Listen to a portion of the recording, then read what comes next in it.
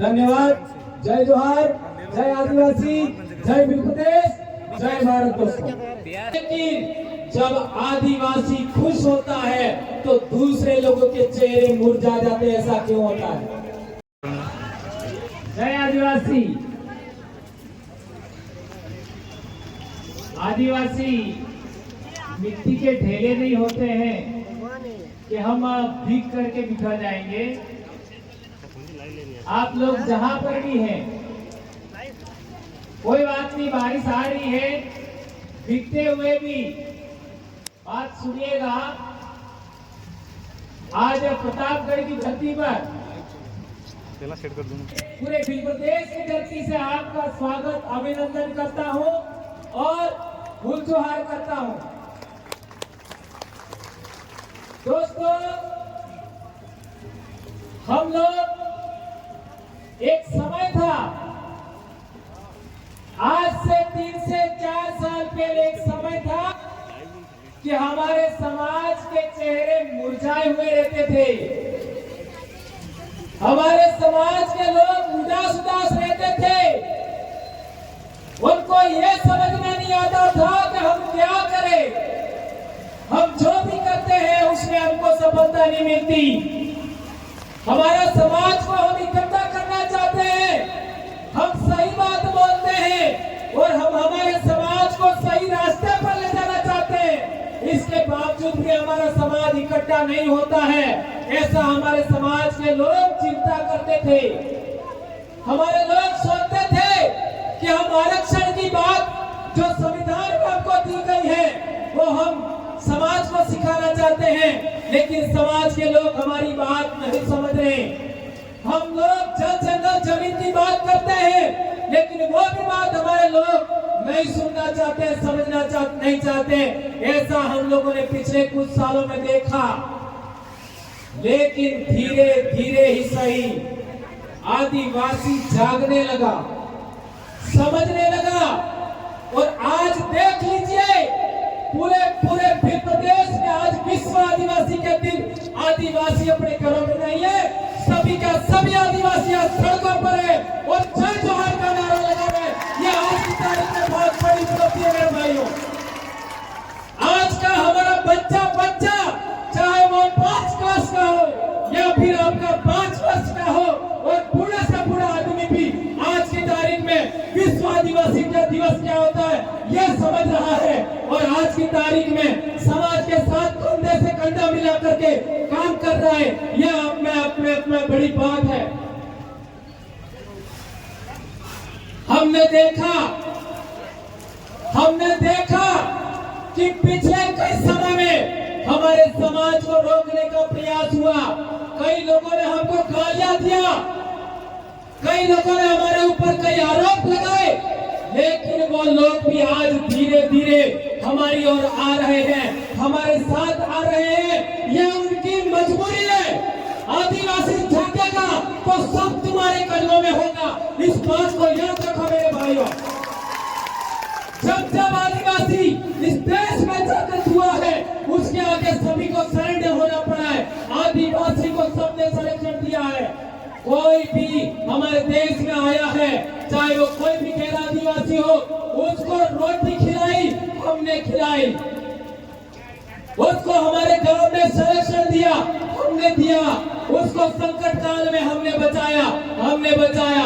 लेकिन जब आदिवासी खुश होता है तो दूसरे लोगों के चेहरे मुरझा जाते हैं, ऐसा क्यों होता है?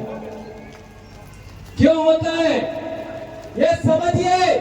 जब हम खुश होते हैं, जब हमको कोई बात अच्छी लगती है, जब हम लोग इकट्ठा होते हैं, जब हम एकता के सूत्र में बनते हैं, तो दूसरे लोग इससे नाराज क्यों होते हैं, उससे नाखुश क्यों होते हैं, उससे उनको तकलीफ क्यों होती है?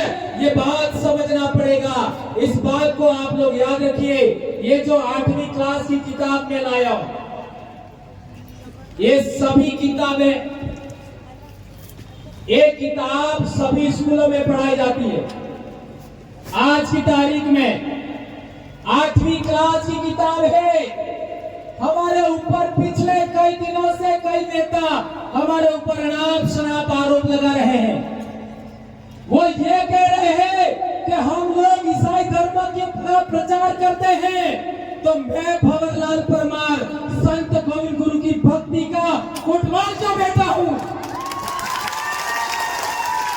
उस संत गोविंद गुरु महाराज ने 14 नवंबर को जो मानगढ़ पर अंग्रेजों को लेटर निकाला, वो पढ़ लीजिए और इसके बाद बताइए कि हम लोग क्या करना चाहते हैं।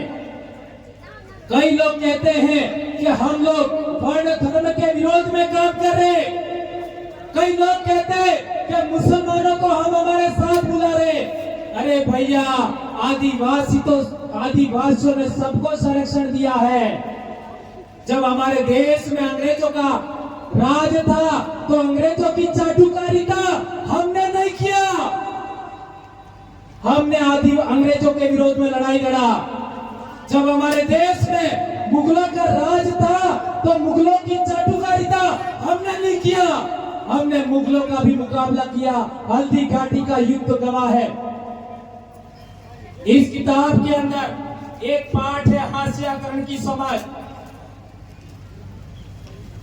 ये सभी लोग स्कूलों में पढ़ाते हैं लेकिन वो बोलते नहीं है।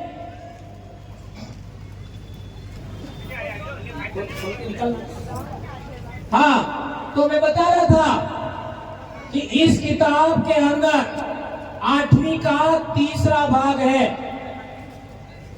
8वीं का तीसरा भाग, उसमें 5वां 6वां कोई भाग है, कोई बात नहीं, रहने दीजिए। उस किताब के अंदर आप पढ़ लीजिए आदिवासी कौन है। आदिवासी कौन है, यह अध्ययन बिंदु है। सभी स्कूलों में जांच करिए। 8वीं क्लास के अंदर आदिवासी कौन लोग हैं, ये चैप्टर है, ये अध्ययन बिंदु है। उसके अंदर साफ साफ लिखा है कि आदिवासियों के धर्म हिंदू, ईसाई, इस्लाम सभी से बिल्कुल अलग है। ये साफ बात लिखी हुई है। और 1995 में सुप्रीम कोर्ट ने कहा है, ये जो लोग आरोप लगाते हैं कि हम हिंदू धर्म के विरोध में काम करते हैं, तो उसमें लिखा हुआ है, क्या लिखा हुआ है कि हिंदू कोई धर्म नहीं है, वे ऑफ लाइफ है। तो मैं आज प्रतापगढ़ की धरती से एक सवाल करना चाहता हूं कि जो लोग अपने आप को ईसाई कहते हैं, जो लोग अपने आप को ईसाई कहते हैं, उनके पूर्वज भी एक जमाने में प्रकृति पूजक थे। क्या ये बात सही है कि गलत है? भारत के ही नहीं, पूरी दुनिया के अंदर जो लोग ईसाई हैं, उनके पूर्वज भी प्रकृति पूजक थे। जो लोग आज की तारीख में इस्लाम को मानते हैं, उनके पूर्वज भी, चाहे वो दुनिया के किसी भी कोने में होंगे, उनके पूर्वज भी एक जमाने में प्रकृति धर्मी थे। ये बात सही है कि गलत है? ये बात हमें समझना पड़ेगा। इसके साथ में जो लोग वर्ण धर्मी हैं, जो लोग वैदिक धर्मी हैं, जो अपने आप को हिंदू कहते हैं, उनके पूर्वज भी एक जमाने में, चाहे वो किसी भी देश में हो, एक जमाने में वो भी प्रकृति धर्मी थे। और आदिवासी आज भी प्रकृति धर्मी है। तो सबसे बड़ा धर्म कौन सा हुआ? आदिवासी आज भी प्रकृति धर्म को मानता है। यह 1931 का सेंसस में लिखा हुआ है।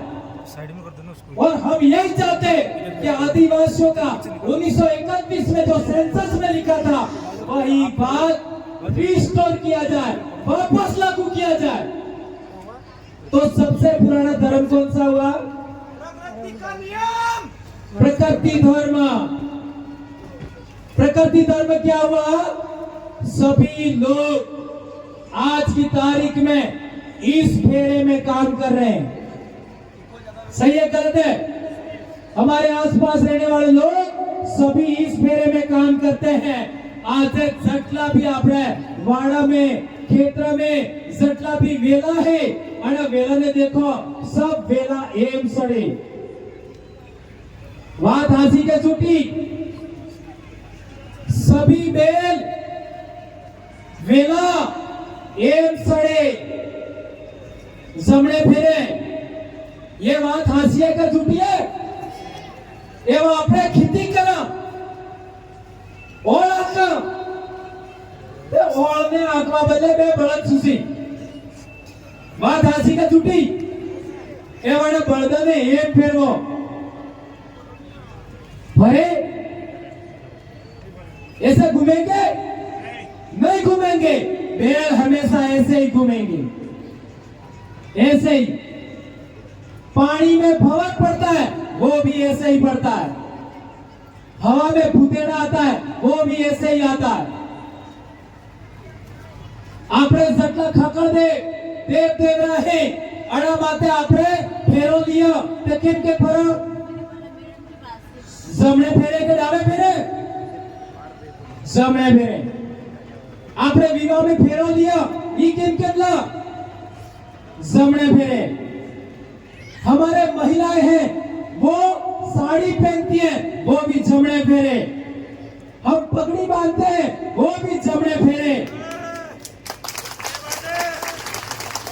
हम लोग नृत्य करते नाचते वो भी ऐसे ही होली के समय में नृत्य करते हैं वो भी ऐसे ही करते हैं ये राइट फेरा ये प्रकृति का फेरा है ये सूर्य के चारों तरफ ये पृथ्वी घूम रही है वो हमारे समान घूमती है ये बात याद रखो मेरे दोस्तों पृथ्वी के चारों तरफ चंद्रमा घूमता है वो भी ऐसे ही घूमता है ये बात याद रखो मेरे दोस्तों इसलिए मैं कहना चाहता हूं सभी के सभी लोग आदिवासियों के विरोधी नहीं है प्रकृति के भी विरोधी हैं और हम प्रकृति को बचाना चाहते हैं जीव मात्र का कल्याण करने वाली संस्कृति को बचाना चाहते हैं ये बात हम कहना चाहते हैं कई लोग कहते हैं कि हम गैर आदिवासियों के विरोधी हैं कई लोग कहते हैं हम लोग इनके विरोधी हैं कई लोग कहते हैं हम उनके विरोधी हैं हम किसी के भी विरोधी नहीं हैं हम साफ कहना चाहते जो लोग आदिवासी धर्म को स्वीकार करने के लिए तैयार हैं जो लोग आदिवासी संस्कृति को मानने के लिए तैयार हैं जो लोग आदिवासी व्यवस्था को मानने के लिए तैयार है चाहे वो उनका कोई भी जाति हो कोई भी धर्म हो वो हमारे साथ आ सकते हैं और उनके साथ हम साथ चलने के लिए तैयार है ये बात हम कहना चाहते हैं कई सारे आज की तारीख में इतना बड़ा कारवा खड़ा हुआ है कई सारे कर्मचारियों को एपीओ किया गया कई सारे लोगों को जेलों में डाला गया कई लोगों को निलंबित किया गया आज हमारे डूंगरपुर में 4-5 लोगों को निलंबित और एपीओ किया गया आप सब जानते हो ये बहुत बड़ा त्याग की वजह से हमारे कई लोगों को जेलों में डाला क्या क्या आरोप लगाए और इतना बड़ा मेहनत करके इतना कष्ट झेल करके समाज को इकट्ठा किया है तो आप लोगों की सबकी जिम्मेदारी बनती है कि हम लोग एक रोटी कम खाएंगे लेकिन बच्चों को पढ़ाएंगे ये बात आज के बाद में आप लोग प्रण लेके यहाँ से जाइए कौन कौन इस बात को मेरी बात को मानता है हाथ ऊंचा करके समर्थन करिए मेरे दोस्तों बच्चों को पढ़ाना ही है भले रोटी नहीं मिले एक रोटी कम खाना मेरे भाइयों मेरे दोस्तों मेरी बहनों मेरी बेटियों लेकिन पढ़ना ही है और दूसरी बात आज के बाद या जितने भी लोग मुझे सुन रहे हैं कभी भी हम लोग दिन को दारू नहीं पिएंगे ये सौगंध खाइए हाथ ऊंचा करके कभी भी नहीं हम दिन को दारू नहीं पिएंगे कभी नहीं पिएंगे आज के बाद और यदि आपने आज के बाद दिन को दारू पिया तो भंवरलाल परमार ना होगा नहीं तो मरेंगे और भंवरलाल परमार हाथे आदिवासियों ना कुलदेव પૂર્વજ વાપસી મારા હાથે સમાજને બદલે કામ કરી રહે જાય તો તમને આડા હોकर है ये बात मैं कहना चाहूं। आज के बाद मैं आप लोगों को किसी भी तरीके से बंधन में नहीं बांधता, लेकिन इस समाज को जिंदा रखने के लिए, प्रकृति को जिंदा रखने के लिए, हमारे बच्चों की शिक्षा को लिए, हमारे बच्चों के स्वास्थ्य के लिए आपको मेरी एक बात माननी है, और वो ये बात है कि हम लोग दिन को कभी दारू नहीं पिएंगे। नंबर एक बात पुनः हाथ ऊंचा करके समर्थन करिए इस बात का। और दूसरी बात, हाथ ऊंचाई रखिए। एक और बात, आज के बाद हम हमारे घेरवाड़ी सुनी ने बीजी सब ने बेन मानेगा।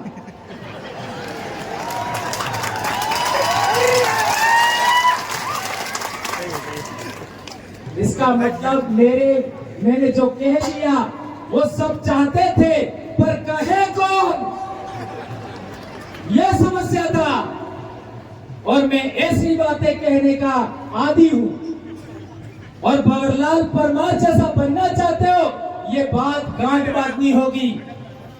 मेरे को कोई बरगला नहीं सकता, मेरे को कोई अपने जाल में नहीं फंसा सकता, इसलिए भंवरलाल परमार इतना लोकप्रिय हुआ है। नहीं तो मेरे जैसे ऐसे अलग अलग रंग वाले आदमी को कौन पसंद करे। लेकिन मैंने अपना चरित्र संभाला। ये बात मैंने क्यों कही, ये बात भी समझना पड़ेगा मेरे दोस्तों। आज से 2000 साल पहले मालवा में हमारा राजा था गर्दभील, उसका हत्या हुआ, उसके पीछे भी ये लोग कहानियां कहते हैं, उसके पीछे भी महिला का रोल है ऐसा कहते हैं। इसलिए आपको वापस राजा बनना है, वापस शासक जाति बनना है, तो आपको ये बात याद रखना होगा, हमारी खुद की महिला है, उसके अलावा हमें सबको अपना भाई मानना है, बहन मानना है, बेटी मानना है, भाभी मानना है, काकी मानना है, भाभी मानना है। हम किसी की तरफ गलत निगाह से नहीं देखेंगे। ये बात आज से सौगंध खा के जाइए। एक बार इस बात के लिए और हाथ ऊंचा करके समर्थन करिए, मुझे बहुत खुशी होगी मेरे दोस्तों। और जितना आज बारिश में हम परेशान हो रहे, बहुत अच्छे तरीके से ये बातें हमें समझानी है। और दो बातें मैंने आपको बड़ी बताई है। एक, दिन को आप लोग कभी भी दारू नहीं पिएंगे, और सभी दूसरी महिलाओं का सम्मान करेंगे, उनके साथ किसी भी तरीके की गलत नजर नहीं रखेंगे, क्योंकि हमारे बाप दादाओं का वचन है कि सूरी ने सेनाड़ी में हमें कोई हाथ नहीं डाली सका। ये बात हंसी ने सुनी, इसलिए उसका पालन करना है। और मेरे बेटों जो आप यंग हैं, आपका शादी नहीं हुई है, आज से प्रण ले लीजिए, जब तक आपका पढ़ाई पूरी नहीं होती तब तक आप शादी नहीं करेंगे दोस्तों। क्योंकि क्यों कहना चाहता हूं मैं, 8वीं क्लास के अंदर 2 से 3 बच्चे स्कूल छोड़ देते, सही कह रहा हूं गलत कह रहा हूं। और 9वीं क्लास में 10 से 12 बच्चे क्लास छोड़ देते, और 10वीं क्लास में 15 के आसपास बच्चे क्लास छोड़ देते हैं, और उनका पूरा जिंदगी तबाह हो जाता है, पूरी जिंदगी। और मैंने पिछले साल भी कई सालों से बोलता आया, जुलाई, अगस्त, सितंबर, अक्टूबर, ये 4 महीनों में सबसे ज्यादा बच्चे स्कूल आते हैं। और इसी टाइम में बहुत सारे व्रत उपवास है, उन सभी व्रत उपवास को हमें नहीं करना है, और अपनी पढ़ाई पर ध्यान देना है, रोज स्कूल जाना है, और अच्छा खाना खाना है। ये बात हमें सोचनी है मेरे दोस्तों। मैं पिछले दिनों बीमार पड़ा था, तो मैं चंडीगढ़ गया था, तो मेरे को डॉक्टर ने बताया कि गेहूं खाना बंद करिए, चाय पीना बंद करिए। ये दोनों चीजें मेरे को बंद करवाई, तब जाकर के मैं बोल पा रहा हूं। नहीं तो मेरे सामने बोलने का संकट खड़ा हो गया था, आप लोग सब जानते हो। उन्होंने मेरे को माल जानते हो, रागी, कोदरा, जौ, ज्वार, बाजरा, मक्का, ये खाने के लिए कहा। और आज वो मोटा अनाज ही मैं खाता हूं, तो मैं वापस अच्छा बोलने में कामयाब हो गया। तो आप लोग भी इसी तरीके से 2-2, 3-3 घंटे खड़े रहना चाहते हैं, इतनी स्टेमिना आपकी इन पैरों में हो, आप ऐसा बनना चाहते हैं, तो ये बीपीएल वाला गेहूं आता है वो पशुओं को खिलाइए, आप मत खाइए, ये कहना चाहता हूं। और सभी मोटा अनाज उगाइए, और पुराना बाप दादे जो अनाज खाते थे, जो सब्जियां खाते थे, जो भाजियां खाते थे, वो हमें वापस खाना है। ये सभी कर्मचारी भाइयों को भी कहना चाहता हूं। और बहुत जल्दी हम आंध्र प्रदेश, उड़ीसा, छत्तीसगढ़ से भी हम लोग ऑर्गेनिक फूड, ऑर्गेनिक अनाज, ऑर्गेनिक आपका मसाले मंगवाने वाले हैं और पूरे समाज में बांटेंगे। ये दुकानों में आपका जो नकली सामान आता है उसको भी हम नहीं खाएंगे। आदिवासियों को बचाने के लिए इतना बड़ा काम हम लोग करने वाले हैं।